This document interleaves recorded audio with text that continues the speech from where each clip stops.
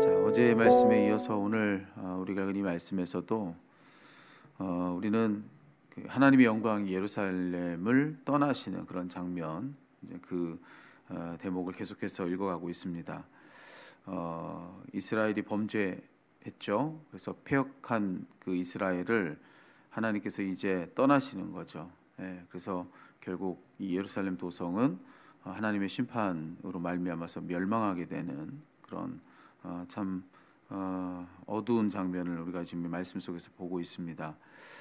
그런데 오늘 이 말씀을 통해서 우리가 확인하는 것은 그 하나님의 영광이 지금 예루살렘을 떠나는데, 근데 그런 하나님에게서 뭔가 주저함이 느껴진다라고 하는 점입니다. 이게 오늘 말씀 속에서는 우리가 놓치지 말아야 될 중요한 대목이라 할 수가 있는데요.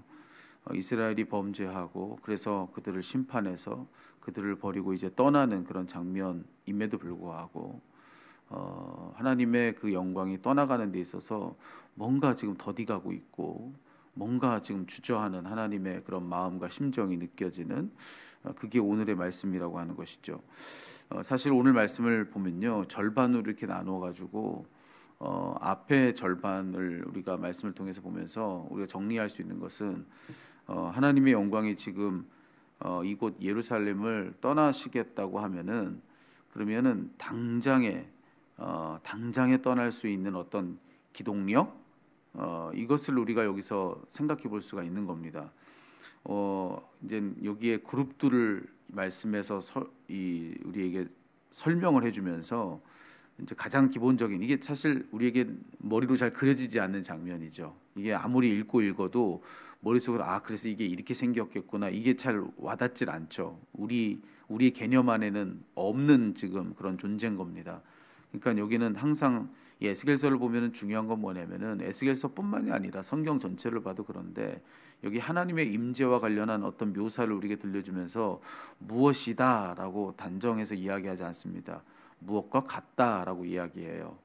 뭐 황옥 같고 날개 같고 손 같고 바퀴 같고, 이게 무슨 얘기냐면은 우리의 개념으로 특정할 수 없는 그 이상, 그 너머의 무언가라고 하는 겁니다. 그래서 여기서 우리가 첫 번째로 놓치지 말아야 될 거 한 가지, 이제 우리가 성경을 읽을 때 우리가 가져야 될 태도인데, 우리가 이 글을 읽죠.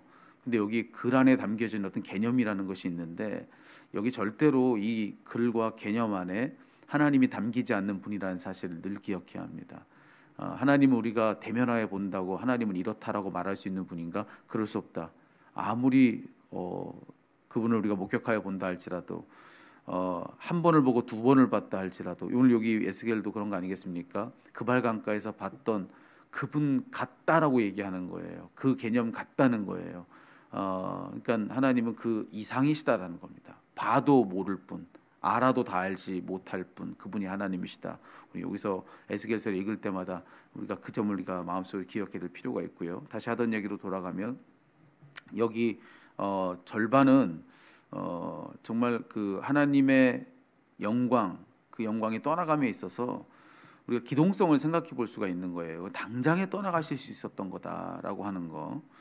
뭐냐면 여기 보니까 그룹들을 묘사해 주면서 그 그룹들 곁에 바퀴가 있었다라고 얘기를 해주고 있어요. 도는 것, 바퀴라고 얘기해 주는데, 바퀴가 하나만 있는 것이 아니라, 굴러가는 바퀴가 하나만 있는 것이 아니라 여기 바퀴가 사방으로 네 개가 있었다, 이렇게 얘기를 해주고 있습니다.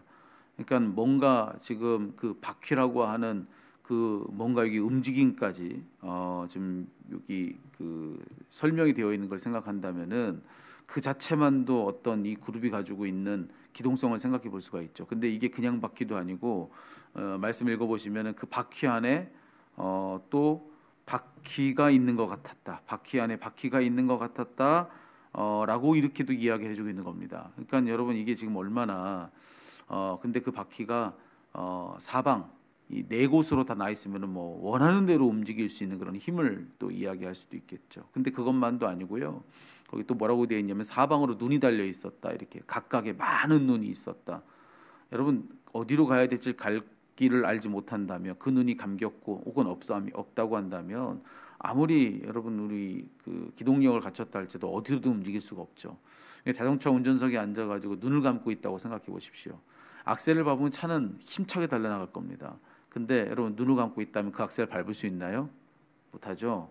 여기 근데 바퀴가 여러 달렸을 뿐만 아니라 많은 눈까지 있었다라고 이야기를 한다면은, 여러분 이것도 어디로든 힘차게 달려나갈 수 있는 그런 힘을 이 안에 가지고 있다. 근데 또 그것만도 아니죠. 여기 보니까 바퀴만 있었던 것도 아니고 눈만 달렸던 것이 아니라 여기 날개까지 있습니다. 그렇죠?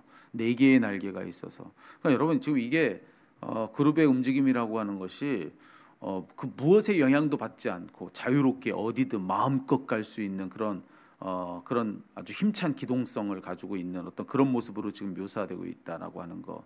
예. 이게 오늘 말씀 속에서 절반이 우리에게 해주고 있는 이야기라고 하는 겁니다. 그럼 이것만 얘기하자면은, 하나님이 떠나시고자 하시면은 그 당장에 그냥 여기 있었는데 당장에 거기 없는 것처럼 다른 곳으로 얼마든지 힘차게 나아갈 수 있는, 그러니까 얼마든지 힘있게 갈 수 있는 그 힘이 이 그룹 안에 있는 겁니다. 그런데 참 이상하죠. 그런 힘이 다 있어서 어디든지 얼마든지 갈 수 있는데 무엇의 제약도 받지 않고 마음껏 움직일 수 있는 힘이 그 가운데 있음에도 불구하고, 오늘 말씀해 보니까는 그렇게 예루살렘 성전을 떠나가는 하나님의 영광이 그럼 당장에 그 동편으로 그냥 가버려야 되는 그런 것이었음에도 불구하고, 오늘 말씀해 보니까 18절이죠. 여호와의 영광이 이 성전을 떠나는데요, 성전으로부터 떠올라서 성전 문지방을 이제 이 떠나가면서 거기 머물렀다, 이렇게 되어 있습니다.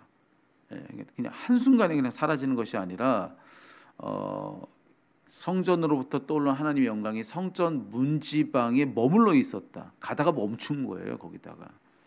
근데 그뿐만이 아니죠. 거기 멈추었던 그 하나님의 영광이요, 이제 거기로부터 이제 성전의 동편으로 이제 계속 가는 겁니다.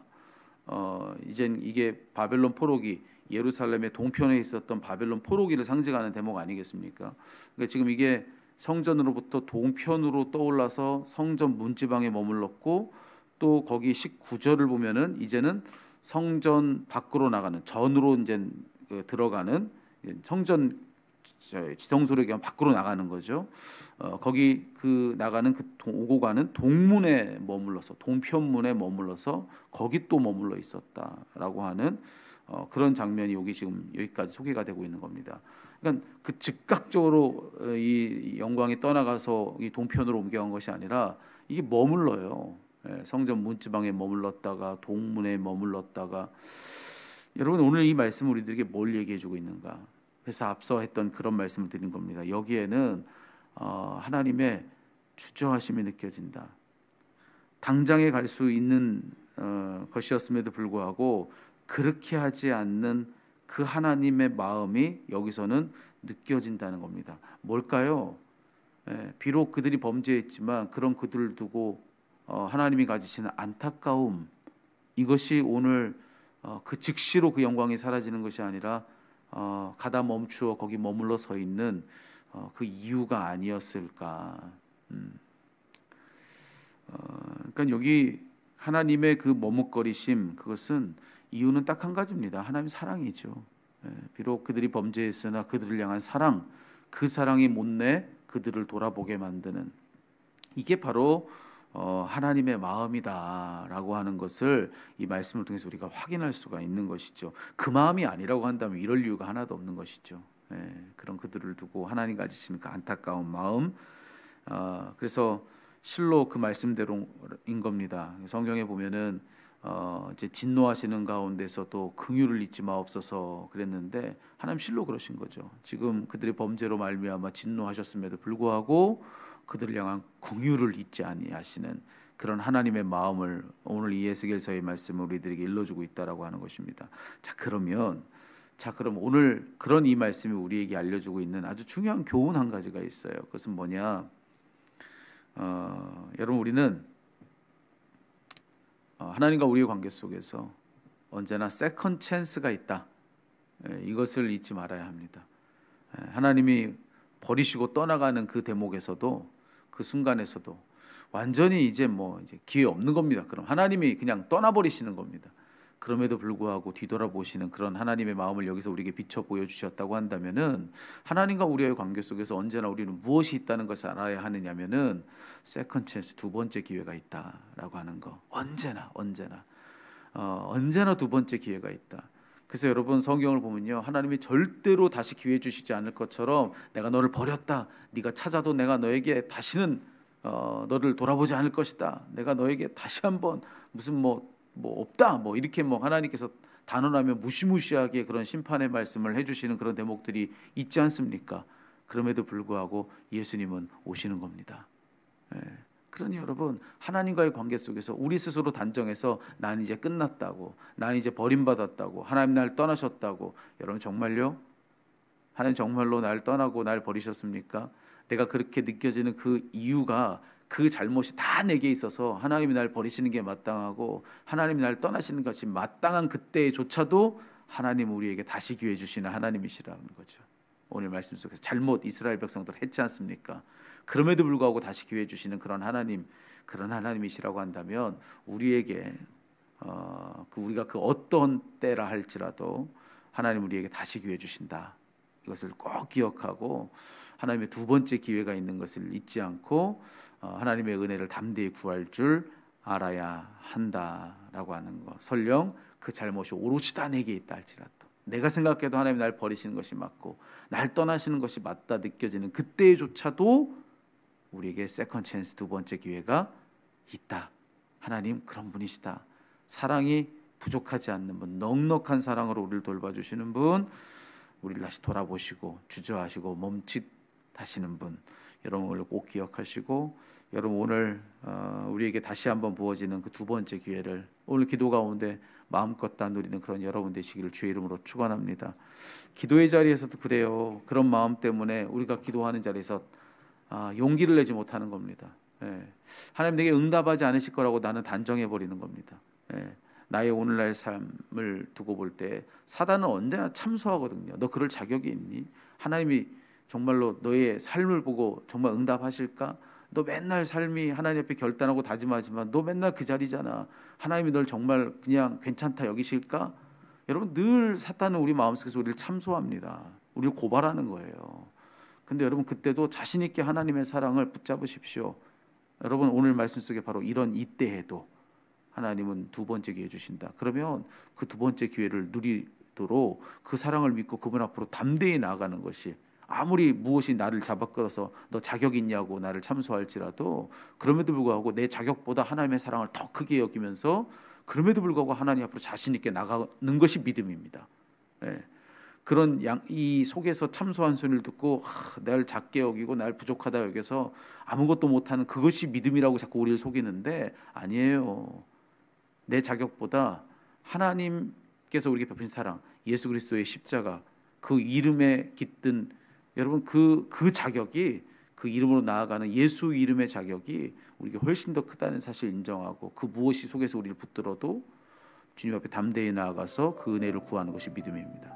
그러니까 오늘 우리에게 있는 그 두 번째 기회를 오늘 기도하는 이 시간에도 마음껏 누리고 주님 앞으로 담대히 나아가서 그분을 구할 줄 아는 그런 여러분들 다 되시기를 주님의 이름으로 축원합니다.